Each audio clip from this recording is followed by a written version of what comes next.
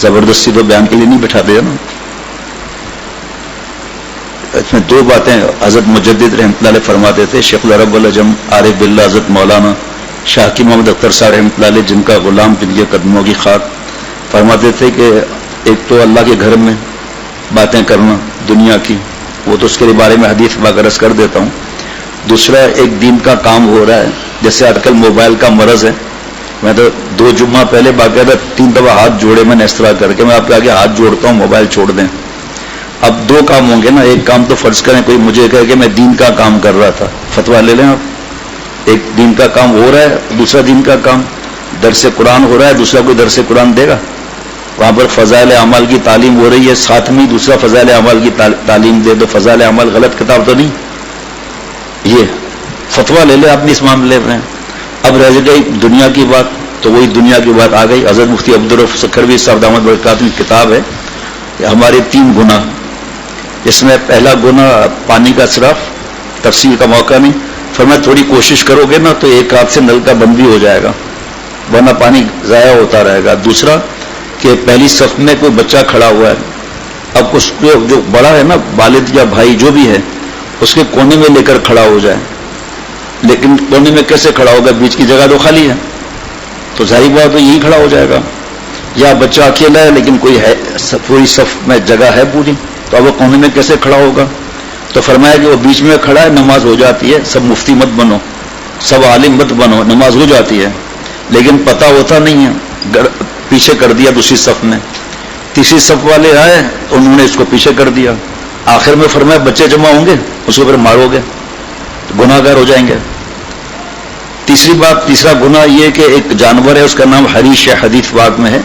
اس کو بچھو جیسا ہے، اس کے پیر یہاں ہوں گے، سر آسمان پر ہوگا.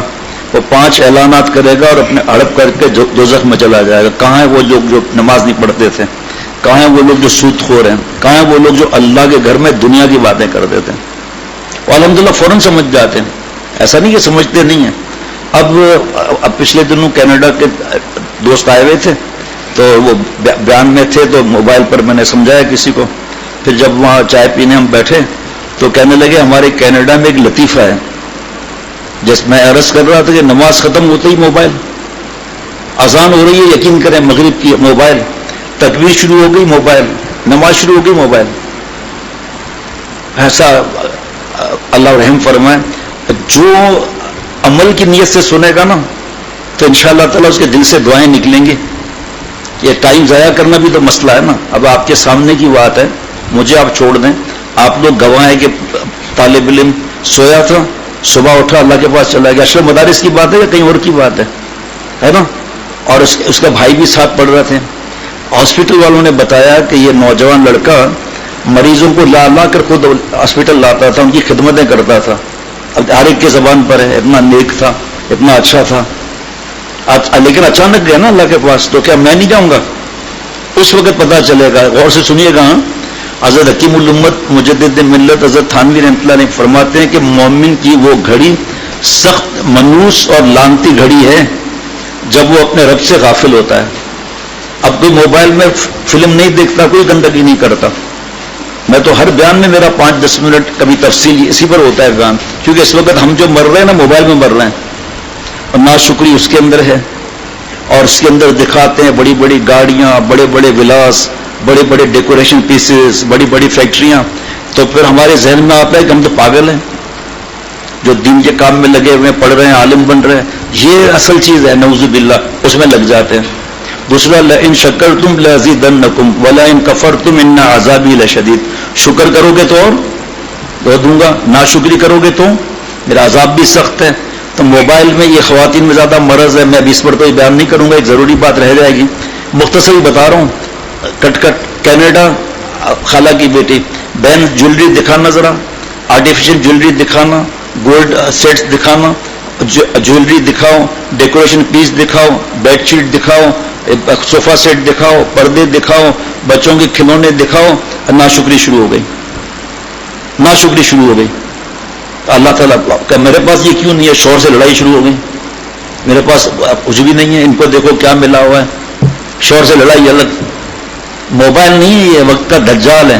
تفہیم الفقہ مفتی نعیم صاحب کی جلد نمبر 1 میں کتاب میں لکھا ہے کہ دجال کا مطلب ہے جھوٹا، مکار، حق بات کو خلط ملط کرنے والا. ہے یا نہیں آپ فیصلہ کر لیں. جب سے AI آیا ہے نا، آرٹیفیشل انٹیلیجنس، اس کے بعد اسپیڈ اور بڑھ گئی ہے زنا کی، بلیک میل کرنے کی، اللہ سے دور ہونے کی، اور ہمیں موبائل کے بغیر چارہ نہیں. تو کینیڈا کے دوست بتا رہے تھے کہ نماز ختم ہوتی ہی ہمارے یہاں مشہور ہے موبائل دیکھتے ہیں، شاید یہ کہ اوپر سے آ گیا ہو میسج کہ تمہاری نماز یہ قبول ہوئی. طنز میں لطیفہ ہے.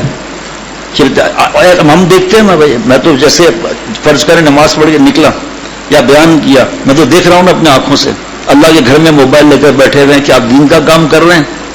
نہیں، دنیا کا کام کر رہے ہیں. تو خدا کے واسطے مسجد سے باہر جاؤ نا، ڈپٹی کمشنر کے دفتر میں فون اٹھا کر دکھاؤ، سیلس ٹیکس کے دفتر میں دکھاؤ، ایئرپورٹ میں دکھاؤ، چیکنگ کے وقت دکھاؤ، کہ امیگریشن کے وقت دکھاؤ، بورڈنگ پاس کے وقت بات کر کے دکھاؤ، آخری جگہ ٹنل ہے وہاں جا کے دکھاؤ ذرا. نہیں.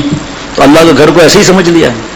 ابھی حضرت مجدد فرماتے ہیں دین کس طرح پھیلایا جائے، اس میں فرمایا ادب بہت ضروری ہے. ادب اگر نہیں ہوگا تو کچھ بھی نہیں ہوگا. تو ہمارے طلباء کرام تخصص کے وہ بدھ کے دن 11:30 سے 12 بجے تک ان کے لیے مجلس ہوتی ہے دین کی. نیت تو میری اپنی ہوتی ہے، اس میں آگے کی بات عرض کر رہا ہوں.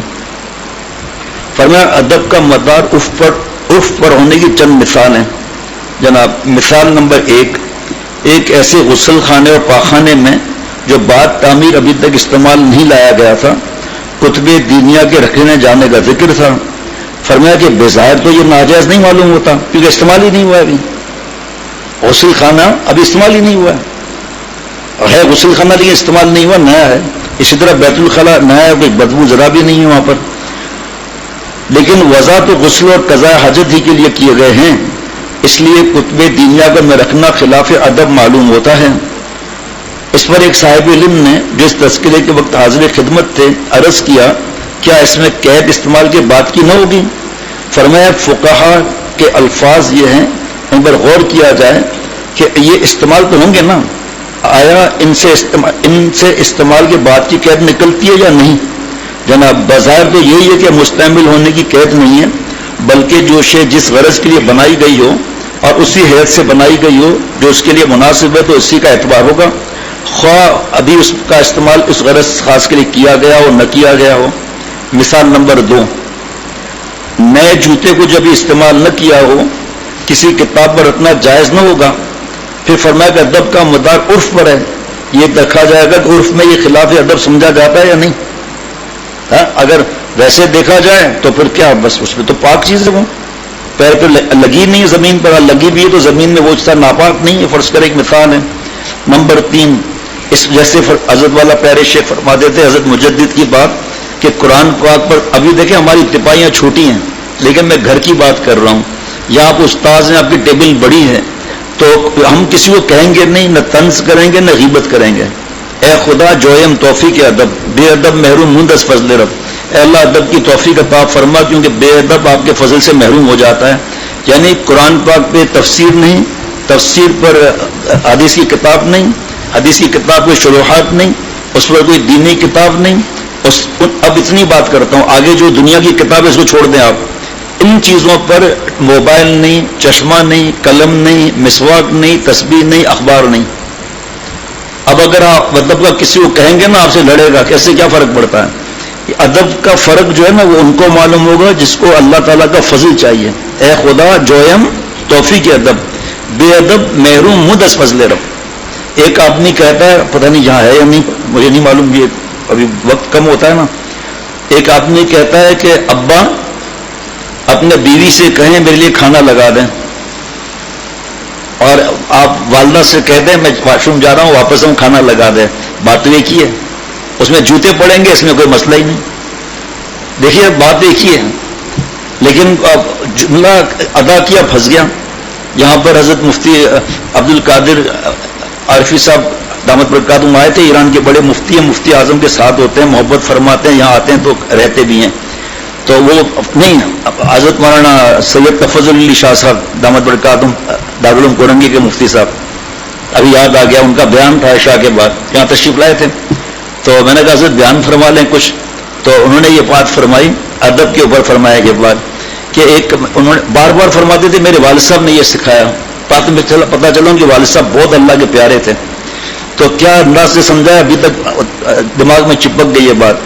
تو آپ آئے، آپ کی موٹر سائیکل کے اوپر کوئی بیٹھا ہوا ہے، آپ اس سے آئیں اور کہیں کہ آپ کی باپ کی موٹر سائیکل ہے جو آپ اس پہ بیٹھے ہیں، بتائیں ادب ہے یا بے ادبی ہے؟ بے ادبی ہے. آپ کے باپ کی موٹر سائیکل جو اس پہ آپ بیٹھے ہیں. اور ایک طریقہ میرے بابا نے ان کے سکھایا، حضرت سید تفضل علی شاہ صاحب دامت برکاتہم، اور کیا کہ آپ وہاں آئے، السلام علیکم جی، آپ کا نام کہ عبد اللطیف، آپ کے والد صاحب کا نام عبد الشکور. بھائی یہ عبد الشکور یہ موٹر سائیکل نہیں ہے، میری ہے. بات تو ایک ہی ہے، بات سمجھ میں آ رہی ہے کہ بات تو وہی ہے نا کہ آپ کے باپ کی موٹر سائیکل نہیں ہے. تو اب یہ دوسرے پیرے سے آپ کا نام عبد اللطیف، باپ کا نام عبد الشکور، بھائی یہ آپ کے والد صاحب کی موٹر سائیکل نہیں ہے. جس نے ادب سیکھا نا وہ کامیاب ہوا. جس نے ادب سیکھا، میری ماں مجھے کھانا دے دے، میرے والد کی بیوی کھانا دے دے، ہے تو والد کی بیوی ہی تو ہے اور کیا ہے. ہاں اس اللہ تعالیٰ جتنا حضرت مجدد آداب معاشرت پڑھنا شروع کریں نا، ہمارے ساتھی لائبریری میں آپ کے ہے کتاب کہ فرمایا جتنا ادب پر چلتے جاؤ گے اللہ کی رحمت برستی جائے گی. ادب کی کوئی امتحان نہیں ہے. ٹشو دینا ذرا. اب دیکھیے یہ سمجھیں کہ جان نماز ہے یہ، ٹھیک ہے، یہ جان نماز کو ہم ایسے بند کرتے ہیں، ایسے بند کر لیا، کیا فرق پڑا؟ کوئی فرق نہیں ہے، کوئی گناہ بھی نہیں ہے.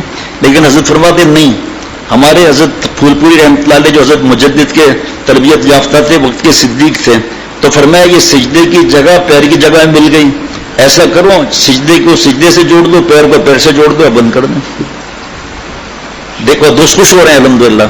آپ لوگ سجدے کو سجدے کی جگہ سے جوڑ دیا، پیر کی جگہ پیر سے جوڑ دیا. پھر خانہ کعبہ کی تصویر بنی ہوئی ہے. سوال میرے پیارے شیخ کا یہ ہے، یہ خانہ کعبہ کی یہاں تصویر ہے گھر میں لگی ہوئی ہے، کوئی جاندار تو ہے نہیں. اس تصویر کو ہم نیچے رکھیں اور اس پہ پیر رکھے کر سکتے ہیں، اس پہ بیٹھ سکتے ہیں. تو خانہ کعبہ کا جو جانواز پہ بنا ہوا ہے وہ، روزہ رسول صلی اللہ علیہ وسلم جو بنا ہوا ہے وہ دیکھیے. ہمارے پیارے شیخ کی بات آپ کو بتا دیتا ہوں، ہر ایک کو نہیں بتا سکتا، میں جمعرات کے بیان میں بتا سکتا ہوں. گاڑی میں تشریف فرما ہوئے تو فرمایا بھائی اس میں ٹویوٹا لکھا ہوا ہے، ہر ایک کو بتانے کی ضرورت نہیں ہے. یہ الفاظ TOYOTA جو ٹویوٹا کی اسپیلنگ ہے، یہ الفاظ قرآن پاک کے ترجمے میں اور حدیث پاک کے ترجمے میں دینی کتابوں میں استعمال ہوتے ہیں. میں اس پر پیر نہیں رکھ سکتا، اس کو الٹا کر دیں. اب یہ ایسا ہے جو آپ دوسرے کو نہیں بتا سکتے، دوسرے کو بتائی بفر جائے گا. تو فرمایا جتنا ادب ہوگا نا اتنا دین کا کام اس سے لیا جائے گا.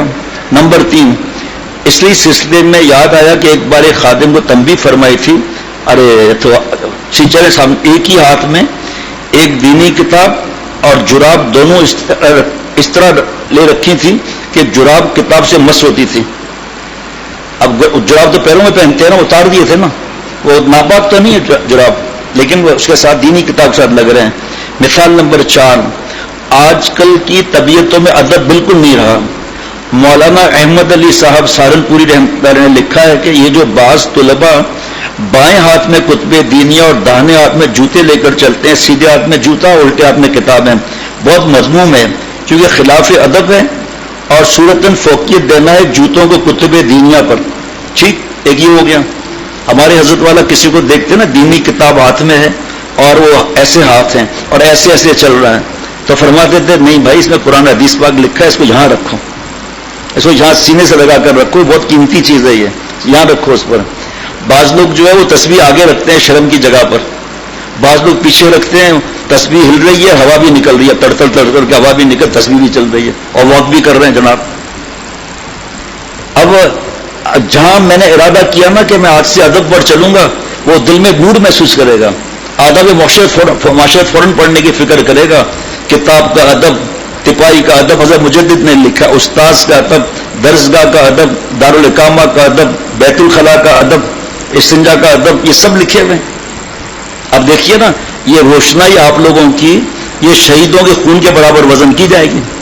تو بیت الخلاء میں نعرے کس نے لکھے ہیں، گندی تصویر کس نے بنائی، وہ جیتے گا بھائی جیتے گا، مٹکے والا جیتے گا، دوسرا آئے گا نیچے لکھے گا ہارے گا بھائی ہارے گا، مٹکے والا ہارے گا، تیسرا آئے گا گالی لکھ دے گا. ایک آدمی جیسے میں لورا لائی سے آ رہا تھا پشین کی طرف، تو راستے میں نماز کا وقت ہو گیا، تو استنجا کرنے گیا واش روم میں، تو میں ہنس رہا تھا، میں اکیلا واش روم میں، دوسرا کون ہوگا بھائی؟ وہ کچھ لکھا ہوا تھا تو وہ پڑھ کے میں ہنس رہا تھا. پہلے تو سمجھ میں نہیں آیا کیا لکھا ہوا ہے، تو سمجھ میں آیا تو پھر ہنسی بند ہو میری. اب فائدہ ہی نہیں تھا اکیلے ہنسنے میں، میں نے کہا آپ بھی ساتھ ہنس لیں. لکھا تھا زور لگاؤ کھانا وقت بچاؤ کھانا. اب بتائیے کہ ایک آدمی بیت الخلا میں گیا، سامنے لکھا ہوا تھا دائیں طرف دیکھو، تو اس نے دائیں طرف دیکھا تو وہاں لکھا ہوا تھا بائیں طرف دیکھو، اس نے بائیں طرف دیکھا لکھا ہوا تھا پیچھے دیکھو. اب پیچھے کس طرح دیکھا یہ مجھے نہیں معلوم. پیچھے دیکھا لکھا ہوا تھا اوپر دیکھو، اوپر دیکھا تو لکھا ہوا تھا نسوار کا بچہ ادھر ادھر کیا دیکھتا ہے، باہر نکل اور لوگ نہیں ہے کیا؟ اب آپ خود فیصلہ کرو آپ کہ اس روشنائی اس لیے تھوڑی ہے. پھر گالیاں لکھنا، گندی باتیں کرنا. ایک آپ کے قریب ہی ایک مدرسہ ہے، وہاں محتمم صاحب کو شکایت ملی کہ بیت الخلا میں گند لکھا ہوا ہے. انہوں نے خود بتایا مجھے کہ میں نے رنگ کرایا اتنا مہنگا، دوسرے دن گالیاں لکھی ہوئی تھیں. آپ سوچو اس روشنائی کی قیمت کیا ہے. حضرت حکیم الامت تھانوی رحمۃ اللہ علیہ بیت الخلا گئے، فوراً باہر نکل آئے. حضرت خرید کیا ہوا؟ اس وقت لکڑی کے قلم سے لکھتے تھے نا. فرمایا میرے ہاتھ میں یہ سیاہی لگی ہوئی ہے، یہ دین کی سیاہی ہے، پہلے میں اسے مٹاؤں گا پھر واش روم جاؤں گا. اب اب بعض لوگ باقاعدہ اعتراض کرتے ہیں، ہنستے ہیں، مذاق اڑاتے ہیں، سیٹیاں اڑاتے ہیں. یہ کون سا مسئلہ ہے؟ دیکھا نا کس طریقے سے حضرت نے سمجھایا کہ جہاں نماز پر کعبہ ہے اس پر بیٹھ جاتے ہو، پیر بھی رکھ لیتے ہو، اور یہی خانہ کعبہ کی یہی تصویر زمین پر رکھ کر دکھاؤ اور لوگ گردن پکڑ لیں گے. کیا کرتا ہے بدتمیز آدمی؟ اور اسی جالی مبارک کا کوئی نیچے رکھ کر دکھائے، اس میں تو کوئی جاندار کی تصویر تو ہوتی نہیں ہے، اس پر پیر رکھ کر کوئی دکھا دے ذرا. اور یہی جان نماز میں جالی مبارک بنی ہے، اس میں پیر رکھ رہے ہیں. اچھا آپ حیران ہوں گے کہ جو ادب کی فکر کرے گا نا گناہوں سے بچنا شروع کر دے گا. اب جب ادب جیسی بات سے بچ رہا ہے تو گناہوں سے کیا معاملہ ہوگا جناب. نمبر 5، حق تعالیٰ کی شان میں بعض علماء بھی ایسے الفاظ کہے جاتے ہیں جو حضور صلی اللہ علیہ وسلم کی شان میں استعمال نہیں کر سکتے. البتہ صیغہ واحد کا استعمال حق تعالیٰ کے لیے خلاف ادب نہیں، کیونکہ اول تو یہ عرف عام ہو گیا ہے اور ادب کا مدار عرف ہی پر ہے. ورنہ مولانا اسماعیل شہید رحمۃ اللہ کے لطیفے سے سب کو خاموش ہونا پڑے گا، جیسا ایک عالم کو آپ نے خاموش کر دیا. آپ نے اس سے سوال کیا کہ اگر کوئی شخص فرش پر بیٹھا ہو اور قرآن کو رحل پر رکھے ہوئے پڑھ رہا ہے اور دوسرا اپنی پلنگ چارپائی پر پیر لٹکا بیٹھ جاوے، یہ جائز ہے یا نہیں؟ مولوی صاحب نے کہا جائز نہیں، کیونکہ اس میں قرآن پاک کی بے ادبی ہے. وہاں اسماعیل شہید رحمۃ اللہ نے فرمایا کہ اور اگر قرآن کے سامنے کھڑا ہو جائے تو یہ کیسا ہے؟ کہا یہ جائز ہے. وہاں نے فرمایا دونوں صورتوں میں فرق کیا ہے؟ چارپائی پر بیٹھنے میں اگر بے ادبی پیروں کی ہے تو پیر تو پلنگ پر بیٹھے والے کے بھی نیچے ہیں اور کھڑے والے شخص کے بھی پیر نیچے ہیں. اور اگر بے ادبی سرین کے اونچے ہونے سے ہے کہ چارپائی پر سرین قرآن سے اونچی ہے تو سرین کھڑے ہونے والے کی بھی قرآن سے اونچی ہے. وہ مولوی صاحب حیران ہو کر خاموش ہو گئے. اگر فقی ہوتے تو کہہ دیتے کہ ادب کا مدار عرف پر ہے اور عرف میں پہلی صورت کو بے ادبی اور دوسری کو ادب شمار کیا جاتا ہے.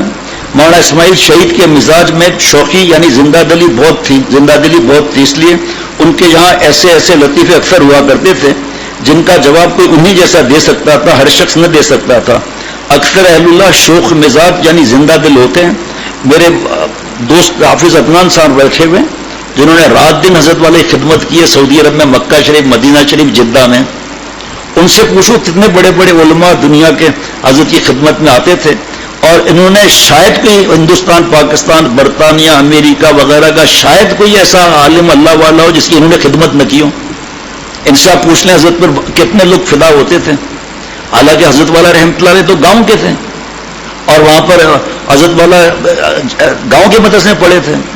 حضرت کے ساتھی کہتے تھے کہ آپ دارالعلوم دیوبند میں پڑھیں، جب آپ فارغ ہوں گے تو آپ کے لیٹر پیڈ اور وزٹنگ کارڈ پر لکھا ہوگا فارغ دارالعلوم دیوبند، آپ کو عزت بہت ملے گی.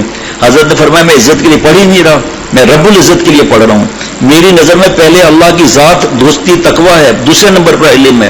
علم بلم باوڑا کے پاس کم نہیں تھا لیکن کتے کی طرح زبان باہر نکلی. علم شیطان کے پاس کم نہیں تھا. تفسیر مظہری میں برسیسا کا واقعہ لکھا ہے، طویل، بہت بڑا عبادت گزار تھا اور 2.5 مہینے تک لکھا ہوا ہے تفسیر مظہری اردو میں کہ 2.5 مہینے تک خانقاہ سے نیچے نہیں آتا تھا ایک بد نظری پر، موتائی کفر پر، ایک بد نظری پر. اور عبداللہ اندلسی رحمۃ اللہ نے 1 سال سور چڑھائے، ایمان بھی چلا گیا 2 وجہ سے. ایک نصرانیوں کو دیکھ کر تکبر آیا، دوسرا ایک نصرانی لڑکی دل میں گھس گئی ایک بد نظری پر. اللہ نے جس فرمایا ان کو 1 سال تک سور چرائے، جن کے اس وقت کی درجنوں خانقاہیں، ہزاروں مرید، اور مرید میں پتہ ہے حضرت شبلی رحمۃ اللہ علیہ ان سے بیعت، حضرت جنید بغدادی رحمۃ اللہ علیہ ان سے بیعت، لیکن دیکھیے ایک اکڑ آ گئی بس کہ ہم تو اللہ تعالیٰ کے فرما بردار ہیں، اب ایک اللہ کو مانتے ہیں، ان ظالموں کو دیکھو۔ وہ واقعہ اب وقت نہیں ہے ورنہ کبھی سناؤں گا۔ حضرت شیخ الحدیث امام زکریا صاحب رحمۃ اللہ علیہ کتاب ام الامراض، اس میں لکھا ہوا ہے یہ واقعہ تفصیل کے ساتھ۔ اس واقعے کو شاید کوئی ایسا بزرگ ہو جس نے بیان نہ کیا ہو، شاید کہہ رہا ہوں، صرف اب تکبر آ گیا۔ اب میں تکبر پہ کیسے بیان کروں بھائی؟ جس طرح ہم بیماری میں ڈاکٹروں کو تلاش کرتے ہیں، جس طرح وہ دوائی لکھ دے نہیں ملتی اس کو تلاش کرتے ہیں، تو ہم ڈھونڈتے مولا کو ہیں اور پا کے رہیں گے، مولا کے تھے، مولا کے ہیں، مولا کے رہیں گے۔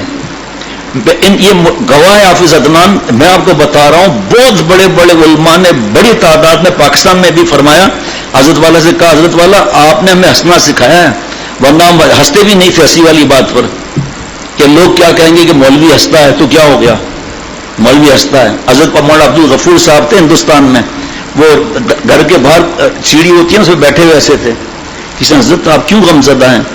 کیا کروں، لوگ کہیں کہ مولوی عبد الغفار کا بیٹا پیدا ہوا ہے، اس میں بھی ان کو شرم آ رہی ہے بتاتے ہوئے کہ مولوی عبد الغفار کا بیٹا پیدا ہوا ہے، تو ہم ہنستے نہیں اس وجہ سے۔ اب پتہ چلا ہنسنا منع نہیں۔ حضرت اللہ شہید رحمۃ اللہ علیہ کا یہی معاملہ تھا جناب۔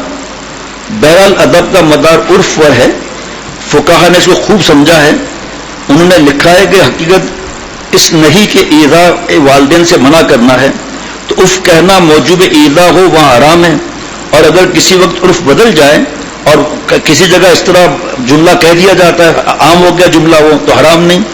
اور فقہا نے بعض احکام میں تغیر عرف کی وجہ سے بدلنے کا حکم فرمایا ہے، تو اس کی وجہ یہ کہ احکام حقائق کے متعلق ہوتے ہیں اور عرف کے بدلنے سے حقیقت نہیں بدلتی جس سے تعلق حکم کا تھا، صرف عرف سے حقیقت کی صورت تحقق بدل جاتی ہے، صورت مدار حکم نہیں۔ مثلا جس حکم کا مدار ایذا پر تھا وہ ایذا ہی پر مرتب ہوگا، بدون ایذا کے حکم ثابت نہ ہوگا جناب۔ جیسے ہم دوست آپس میں ہیں اور مزاح کرتے ہیں آپس میں، لیکن بعض لوگ کیا کرتے ہیں، خود مزاح کرتے ہیں 30 نمبر کا، مثال ایک، اور دوسرا اگر 10 نمبر کا مزاح کر لڑ پڑتے ہیں کہ بھئی مجھے یہ مزاح پسند نہیں ہے۔ تو جب کوئی ایسا جھگڑا آتا ہے نا، یا ایسے بیان میں مجلس میں کہہ دیتا ہوں کہ بھئی پھر آپ ایسا کریں، ایک فہرست لکھ کر دیں کہ اس مزاح سے میں ناراض ہوتا ہوں، اس سے ناراض نہیں ہوتا۔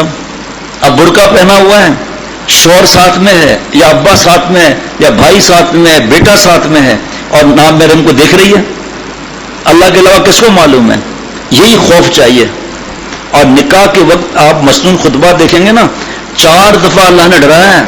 حضرت شیخ الاسلام مفتی تقی عثمانی صاحب دامت برکاتہم فرماتے ہیں نکاح کا وقت خوشی کا وقت ہے، لیکن 4 دفعہ ڈرایا کیوں ہے؟ اس لیے ڈرایا ہے کہ انکوائری ہو گئی، پوچھ لیا، استخارہ کر لیا، لیکن کمرے میں کیا کرتے ہیں یہ لوگ؟ شوہر کیا کرتا ہے، بیوی کیا کرتی ہے؟ اصل چیز یہ ہے، اس لیے اصلاح فرض ہے۔ اب 20 زبان کی آفتیں ہیں، کون سی ہیں؟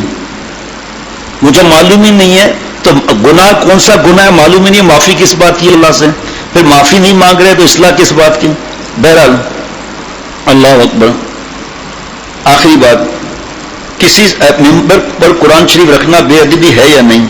کسی صاحب نے خانقاہ کی مسجد کے ممبر کے بیچ کی سیڑھی جس پر خطیب پاؤں رکھتا ہے وہاں پر حمائل شریف رکھ دی۔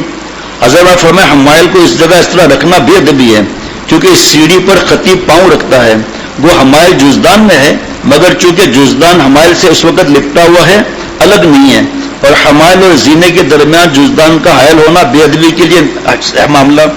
اس جزدان کے نیچے یعنی ممبر کی سیڑھی کی سطح کے اوپر کپڑا رکھا ہوا ہوتا اور اس پر کپڑے پر حمائل ہوتی تو بے ادبی نہ ہوتی۔ البتہ اگر یہاں جزدان حمائل سے الگ ہوتا اور حمائل اس کے اوپر ہوتی تو وہ جزدان کے نیچے کپڑا بھی نہ ہوتا مگر بے ادبی نہ ہوتی، کیونکہ اس وقت بھی وہ حمائل سیڑھی پر ہوتی، مگر عرفاً یہ کہا جاتا ہے کہ حمائل جزدان پر رکھی ہوئی ہے، اور جزدان پر رکھنا ظاہر ہے کہ بے ادبی نہیں۔ حضرت شاہ راؤ صاحب، وقت کم ہے، حضرت شاہ راؤ صاحب رحمۃ اللہ علیہ جو جزدان تھے نا وہ بالٹی میں دھلوا دیتے ہیں، نالی میں نہیں، کیونکہ یہ نالی جو ہے نا گٹر میں جا کے گرے گی، اور جزدان جو ہے قرآن پاک کے ساتھ تعلق ہے، میلا ہو گیا جزدان، تو حضرت بالٹی میں دھلوا کر پھر وہ پانی کیاری میں ڈلوا دیتے ہیں۔ ادب دیکھیے کیسا ہے۔ اور قرآن پاک کی جہاں بے ادبی ہوئی حضرت کی حالت خراب ہو جاتی تھی. سیڑھیوں سے نیچے اترے, سیڑھیوں پہ چڑھ رہے تھے تو سیڑھیوں کے نیچے 2 ڈبے رکھے تھے بڑے, اور اس میں قرآن پاک کے اوراق جو ہے نا شہید بے دردی سے مٹی کے ساتھ رکھے ہوئے تھے. حضرت شاہ بلال صاحب نے فرمایا خدا کی قسم میرا ایک ہی بیٹا تھا, اس کے انتقال پر مجھے اتنا صدمہ نہیں ہوا جتنا قرآن پاک کی بے ادبی دیکھ کر ہوا. ایک دوسری دفعہ قسم کھائی تھی, مسجد میں تشریف لائے اور قرآن پاک میں مٹی لگی ہوئی تھی تو اپنے ہاتھ سے صاف کی مٹی, تو جو اساتذہ تھے قاری صاحبان تھے وہ رومال ہے نا بڑا یہ لے کر آگے بڑھے صاف کرنے کے لیے. تو حضرت شاہ بلال صاحب نے کہا رک جائیے, یہ بتائیں کہ میرا ہاتھ قیمتی ہے یا قرآن پاک قیمتی ہے, کیا جواب ہوگا؟ سب کو پتہ ہی ہے. فرمایا قرآن پاک میں مٹی لگی ہے آپ کو احساس نہیں ہے, میرے ہاتھ میں مٹی لگی ہے تو آپ صاف کرنے چلے. یہاں بھی قسم کھائی کہ خدا کی قسم ہے ایک ہی بیٹا تھا جوانی میں انتقال کر گیا, اور اتنا مجھے اس پر غم نہیں ہوا جو قرآن پاک کی بے ادبی دیکھ کے. اب ادب ہو رہا ہے, تخصص کا امتحان لیا جاتا ہے تو پتا چلا ہے قرآن پاک ہی صحیح نہیں ہے. درس نظامی میں آئے ہیں قرآن پاک صحیح نہیں ہے, حافظ نہیں ہے, یا حافظ ہے تو حافظ جی ہم جیسے گاؤں والے ہیں, میں کوئی حافظ نہیں ہوں لیکن وہاں ہوئے تو مخارج صحیح نہیں ہے. اب تخصص میں امتحان ہو رہا ہے سب سے پہلے قرآن پاک کا, اور قرآن پاک صحیح نہیں ہے. یہ مفتی غلام محمد صاحب آپ کے استاذ تھے, ابھی آپ پشاور میں ہوتے ہیں, بٹ میرا ایک جگہ ہے وہاں ہوتے ہیں. حضرت کے اجل خلفاء میں دارالعلوم کورنگی سے تخصص کیا, 1 سال حضرت کے پاس وقت لگایا, اور یہاں کئی برس تک حدیث پاک اور دوسری کتابیں پڑھائیں. بہت زیادہ مجھ سے محبت کا تعلق, بہت زیادہ ہمارا آپس میں ہنسی مزاح کا بھی تعلق تھا, بہت زیادہ تعلق تھا. تو وہ بتاتے تھے حضرت والا رحمۃ اللہ علیہ شیخ العرب العجم کے اس جامعہ میں 8 سال 9 سال بیان رہا ہے. مسجد اشرف میں بھی فجر بعد اثر بعد اور جمعرات کو عشاء کے بعد مجلسیں رہی ہیں, طلباء میں فجر بعد یہ. تو ایک حضرت کا ادارہ ہے جامع حفصہ ماڈل کالونی میں, وہاں اتوار کے دن اثر سے مغرب بیان ہوتا تھا. تو مفتی صاحب نے فرمایا کہ میں بھی ساتھ چلتا ہوں, مفتی علامہ صاحب نے. تو میں نے کہا واپسی میں تھوڑا جلدی آئیں گے تو نماز اگر ملی تو مسجد اشرف میں پڑھیں گے ورنہ راستے میں پڑھیں گے. کہا ٹھیک ہے. درمیان میں PIA کا ہینگر ہے انجینئرنگ ڈپارٹمنٹ, وہاں کی مسجد میں نماز کبھی کبھی پڑھتا تھا. تو مفتی غلام صاحب اور ہم دونوں گئے, ہم نے مغرب کی نماز پڑھی, 2-3 اور ساتھی بھی ساتھ میں تھے. جیسے ہی نماز ختم ہوئی مفتی صاحب میرے پاس آ گئے, تو فیروز بھائی کونے میں جا کر دوبارہ نماز دہراؤ, نماز نہیں ہوئی. تو خاموش ظاہری بات ہے مفتی ہیں وہ, نماز دہرا لی ہم نے آپس اکیلے میں گاڑی میں بیٹھے. میں نے کہا خیریت حضرت؟ کہا بھائی یہ عالم ہے, انداز سے پتہ چل رہا ہے, لیکن اس نے اتنی غلطیاں کی ہیں کہ ہماری نماز ہی نہیں ہوئی, اور وہاں پر تنخواہ زیادہ ہے. ان کے لیے کہوں گا گناہگار ہو جاؤں گا. رشوت لے کر بڑی نوکری لے لیتے ہیں کیونکہ اس میں تنخواہ زیادہ ہے گورنمنٹ میں. جو اس سے پہلے وہاں کی جو بڑی مسجد کے امام صاحب تھے ان کا بعد میں بتاؤں گا کیا مسئلہ ہوا.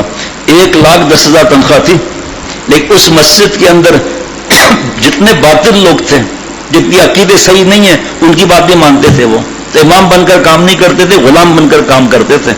حتیٰ کہ مجھے نہیں پتا تھا یہ بات ہے, میں نے حضرت والا رحمۃ اللہ علیہ سے عرض کی اتنی بڑی مسجد کے امام صاحب ہیں اور ایسے اخلاق ہیں وغیرہ, فرمایا کیا تمہارے دل میں ہے؟ میں نے حضرت والا شیخ العرب العجم سے عرض کی حضرت ان کو اجازت اگر دے دیں تو, بہت بڑی مسجد ہے, زور میں ان کا بیان بھی ہوتا ہے. تو میں ٹھیک ہے, تمہارا اعتماد ہے. حضرت نے اجازت دے دی, ان کو خلافت دے دی.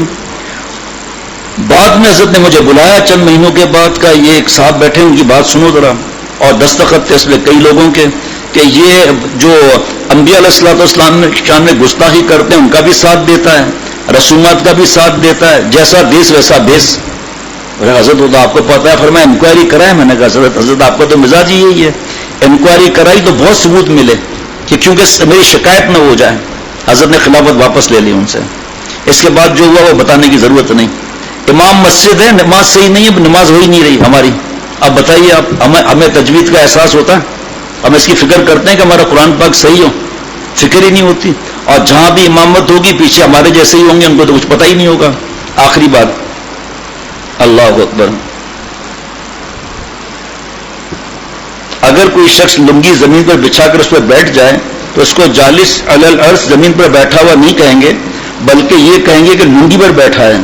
البتہ اگر لنگی کو وہ باندھ کر بیٹھے گا تو اس کے متعلق یہی کہا جائے گا کہ زمین پر بیٹھا ہے. حالانکہ لنگی اب بھی اس کے شخص کے جسم اور زمین کے درمیان حائل ہے. خلاصہ یہ کہ ادب کی بہت زیادہ فکر کرنی چاہیے. اللہ تعالیٰ سے دعا کریں کہ جو اللہ جس سے بات کہلا رہے ہیں وہ زیادہ محتاج ہے عمل کا بھائی، تو آپ دعا کریں اللہ مجھے عمل والا بنائے، ہم سب کو اللہ تعالیٰ اللہ والا بنائے، بس جس سے مناسبت ہو اس سے اپنی جڑ جائے، اور اس کا شیخ بھی اس سے مطمئن ہو، علماء بھی اطمینان رکھتے ہوں، اور ہماری مناسبت بھی ہو۔ دیکھیں کتنا ہمارے بزرگوں نے احتیاط کی ہے کہ ایک آدمی بہت مشہور امیر ہے دنیا کا، تو بلڈ گروپ جو میچ ہوا اس کا وہ مزدور سے ہوا، اس نے کہا چھوڑو یار میں تو محمد علی قلعے سے خون چڑھواؤں گا، کہا مبے مرے گا تو محمد علی قلعے سے اس خون تو میچ ہو رہا ہے مزدور کا۔ اسی طرح جس شیخ سے مناسبت ہوگی اس سے فائدہ زیادہ ہوگا، ورنہ آنکھ سے آنکھ ملی، دل سے مگر دل نہ ملا، عمر پر ناؤ پر بیٹھے رہے مگر ساحل نہ ملا۔ حضرت تھانوی رحمۃ اللہ علیہ فرماتے ہیں لوگ اصلاح نہیں کراتے، کل پرسوں دونوں دن یہ زیادہ حضرت مجدد کا کہ شیخ ہمیں حقیر سمجھیں گے، ذلیل سمجھیں گے۔ فرمایا کہ ارے میاں ذلیل وہ کیسے سمجھ سکتا ہے آپ کو جو اپنے آپ کو سور کتے سے بھی زیادہ حقیر سمجھتا ہوں، انجام کے اعتبار سے کافروں سے بھی اپنے آپ کو حقیر سمجھتا ہو کہ معلوم نہیں میرا خاتمہ کیسے ہو، آپ کو کیا ذلیل سمجھے گا۔ دوسرا میں اس لیے اصلاح نہیں کراتا کہ میرا شیخ کسی اور کو بتا دے گا، پھر میں اس پہ تو انا للہ پڑھنا چاہیے۔ ہر ایک کو پتا ہے حدیث پاک کہ جو دوسروں کے عیب ظاہر کرے گا تو جب قیامت کے دن وہ چاہے گا میرے عیب چھپائے جائے، اللہ اس کے عیب ظاہر کر دیں گے، اور جو یہاں دوسروں کے عیب چھپائے گا وہ جب وہ چاہے گا اللہ میرے عیب چھپائے جائے، اللہ اس کے عیب چھپا لیں گے۔ اللہ تعالیٰ مجھے ہم سب کو معاف فرمائے، اس مل بیٹھنے کو قبول فرمائے۔ ربنا تقبل منا انک انت السمیع العلیم، سبحان ربک رب العزۃ عما یصفون والسلام علی المرسلین والحمد للہ رب العالمین، صلی اللہ علی النبی الامی وعلی آلہ واصحابہ وبارک وسلم برحمتک یا ارحم الراحمین۔ میرا ارادہ تھا بدنظیر و بیان کروں گا، اب جب صبح مجھے پتا چلا طالب علم کے انتقال کا یعنی منتقل ہو جانا، اس پر بیان تھا، آخر میں میرا دل بدل گیا کہ میں اس پر عرض کروں گا کہ وہ جو چلا گیا وہ انتقال یعنی منتقل ہو گیا، کہاں سے؟ یہ دنیا عارضی سے ہمیشہ ہمیشہ والی دنیا کی طرف۔ تو مجھے جب خبر ملی تو ہم 3 کل پڑھ رہے تھے، تو میں نے ساتھیوں سے کہا بھائی میں تو اپنے 3 کل پڑھ کر اس نوجوان کو ایصال ثواب کر رہا ہوں، آپ کا جس کا دل چاہے ایصال ثواب کر دے، تصویر فاطمہ جو پڑھی ہے اس کو ایصال ثواب کر دیں، کوئی تلاوت کری ہے اس کو ان کو ایصال ثواب کر دیں۔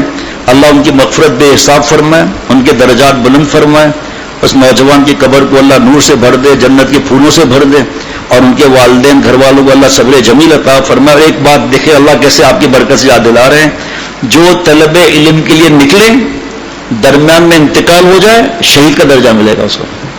عالم کی قدر کتنی ہونی چاہیے ہم لوگوں کو۔ اللہ تعالیٰ اپنی رحمت سے سفر کی مجھے اور ہم سب کو تیاری کی توفیق عطا فرمائے۔ السلام سوئے تھے صبح اٹھے اللہ کے پاس، کتنی بڑی بات ہے، کتنا بڑی نصیحت ہے۔ کن فی الدنیا کا انک غریب، غریب کا مطلب سب کو پتہ ہے بھکاری نہیں ہے، دنیا میں اس طرح رہو جیسے کہ مسافر رہتا ہے، او عابر سبیل، اور ترقی کرو، یہ تو 12-13 دن کا مسافر ہے لیکن اور ترقی کرو۔ جیسے ابھی ایک آدمی میرے سامنے کئی واقعات ہوئے ہیں، شیخ میں دبئی جا رہا ہوں کانفرنس سے، رات کو آ جاؤں گا، اسلام آباد جا رہا ہوں آ جاؤں گا رات کو، کیا ساتھ لے جائے گا؟ آپ فیصلہ کر لو، ایسے رہو بلکہ اور ترقی کرو۔ یہ آپ صلی اللہ علیہ وسلم نے نصیحت فرمائی تھی اپنے عمر رضی اللہ عنہ، تمہارے پر ایک وقت آنے والا ہے، یعنی امیر المومنین آپ کا بابا ہوگا، اس کی نصیحت ابھی سن لو، کندھے کو ہلا کے فرمایا تھا، اپنے آپ کو مسافر سمجھیں اور ترقی کریں، اور ترقی کریں، گویا کہ قبر میں ہم لیٹے ہوئے ہیں، اس کی کیا خواہش ہوتی ہوگی۔ اللہ ہم سب کو عافیت کی حیات نصیب فرمائے۔ السلام علیکم ورحمۃ اللہ وبرکاتہ۔